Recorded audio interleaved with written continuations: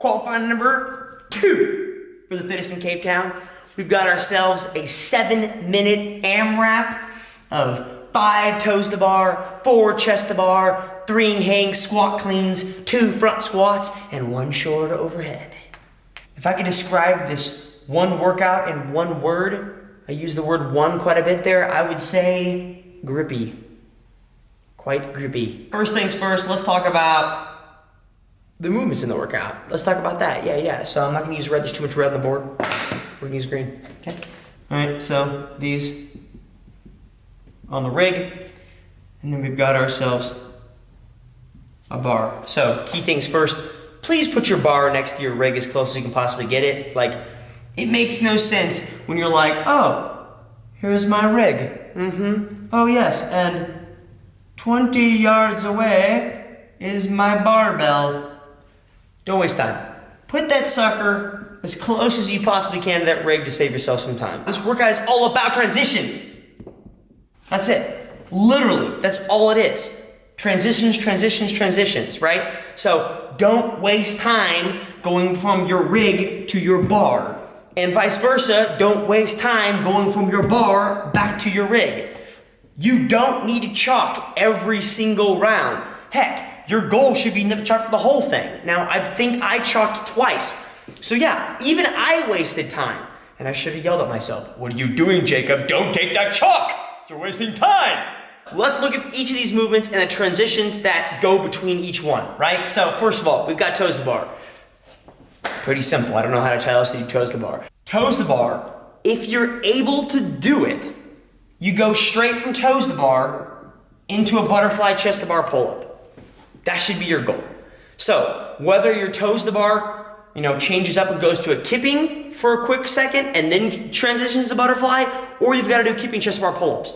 But you should be able to, or at least try to practice, to really go straight from your toes to bar into your chest to bar pull-ups. That's what I recommend, but I'll also later get into the thought of if you have to break, where should you break at? So we'll discuss that a little bit later. Goal, go straight from toes to bar into chest to bar. It saves you time, okay? From your chest to bars, you drop down, you walk over, you grab the bar. I really don't know how else to tell you guys that. You just have to grab the bar and go, okay? For your hang squat cleans, obviously the fastest way to do hang squat cleans is to bounce the bar off your legs. If you don't know how to do that, which Andrew, who did the workout next to me, doesn't like doing that. He does the whole slide down your leg, the regular hang clean.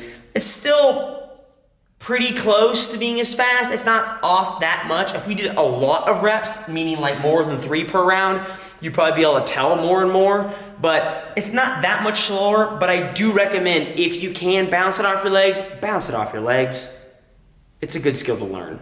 From your front squat, I totally recommend to go right into the shoulder overhead. Do not pause the top and then try to jerk it or press it or whatever you want to do, put it overhead. Do one fluid motion. They said, Fittest in Cape Town said you could do it, so take advantage of it. I don't recommend a thruster, even though I did that for many rounds. I do recommend a push jerk. That would be the fastest way. I mean, if you have to split jerk it, do it, but obviously you're gonna waste time bringing your feet back together. We've really got 2 parts of this workout, right? So we've got, obviously like we talked about, we've got the rig portion and then we've got the bar portion. So if you have to break, where do you break at? When I look at a workout like this and I think to myself, okay, I have to break in the middle of the workout. Let's say I'm 4 or 5 minutes in and I have to break. Where can I break at in this workout that wastes the least amount of time? Now, obviously, I'm gonna break here, right? That's a stupid answer. Of course, I'm not holding my bar as I'm doing chest to bars, right? So I'm gonna break there. But if I have to break either my toes to bar or my chest to bar, or I have to break my 3, 2, 1, where do I break at? It's a good question, huh? Good question. So academic. For me personally, I will waste the least amount of time if I break inside here. That is a terrible start, but you get the idea. Meaning, maybe I break after my 5 toes to bar, maybe I break during my 5 toes to bar, maybe I break, in the middle of my chest to bar, but it's smarter for me to break inside here than to break here. Why is that? Because it's easier and you waste less time dropping down, shaking it out, and then jumping back up, right? All I've got to do is just jump up and grab a bar.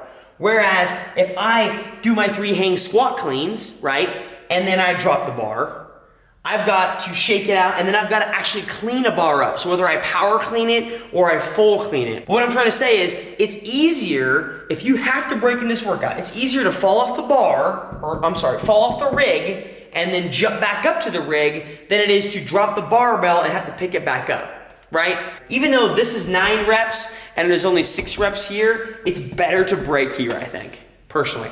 And I even broke here, right?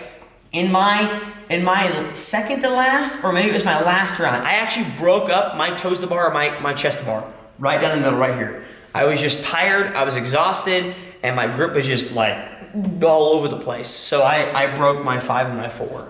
Last point of discussion, times and splits. These are my splits. I'm not condoning them, telling they should be everyone's splits. These are my splits that I stuck with and try to keep with. You might be different. You might be faster, you might be slower. Totally up to you. So maybe asking yourself, how do I choose a split? How do I know a good split for me per round?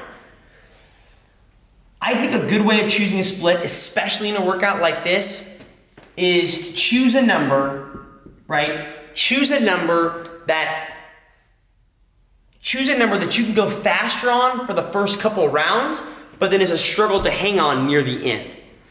I don't want you to choose a number that is, you can hit your first round and that's it, because that's the fastest split you can do, because then you're going out way too hot, and you can't even hold that split, and you just fall, and then you become demoralized, then it's a mental battle, and then you don't even get the score you want.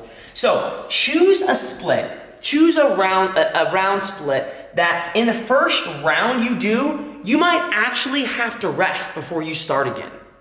I did that. I did a split, I picked a split, and my first round, I got done quite a bit quicker, and I was like, okay, I'm gonna stand here. I'm gonna shake it out. Like, there's no reason to get back on and go it again. Like, I got time to rest, I'm gonna take advantage of it. So my recommendation is choose a split per round that your first round, you're quite a bit faster than, possibly, like 5 to 10 seconds. And then around your middle range, you're 3:30 in, you're 4 minutes in, you're pretty much hitting that split regularly. And then maybe near the last minute, like the 6 to 7, you're either barely hitting that split or you're over it. So you're like maybe a couple seconds over to 5 seconds over. Does that make sense? So yeah, pick a good split.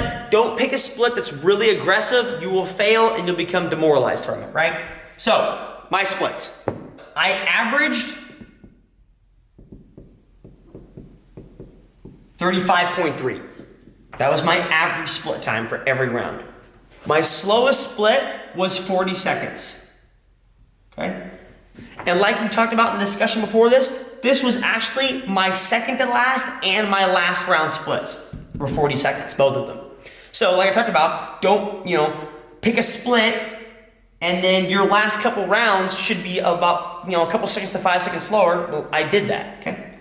My fastest was 25 seconds. And that was my first round. So like I mentioned, I did on my first round 25 seconds. I was like, okay, that's way too fast. I'm not gonna stick to that. So I need to tone it back a little bit, shake it out. I'm not gonna go up and start my second round. I'm going to take my time, breathe, shake out some lactic acid, and tell myself, okay, I need to mentally go just a little bit slower in order to attain this 35.3. My goal was actually about 35 seconds per round, and I was able to keep that. So super grippy, super fast. Focus on transitions. Do not waste time going from the rig to the bar or the bar to the rig. You don't need that much chalk. Honestly, you really don't, okay? Near the final rounds, yeah, it's okay to grab chalk because you need to let that lactic acid kind of flush out of your grip before you go again. If you have to break inside the rig portion. Don't break the bar because it's harder to pick it up mentally because you're like, I gotta pick up a 155-pound bar. Whereas for the rig, it's like, I just gotta jump up a couple inches and start my toes to bar again. That's a lot easier, right? So transitions are key in this workout. I thought Qualifier 1 was the hardest in terms of breathing. This one was the hardest in terms of just going and and making sure your forearms kept up with you, right? But yeah, good workout. It was awesome. So, hope you guys enjoyed this. I'm going to erase this and then jump on qualifier number 3, A and B. Thanks.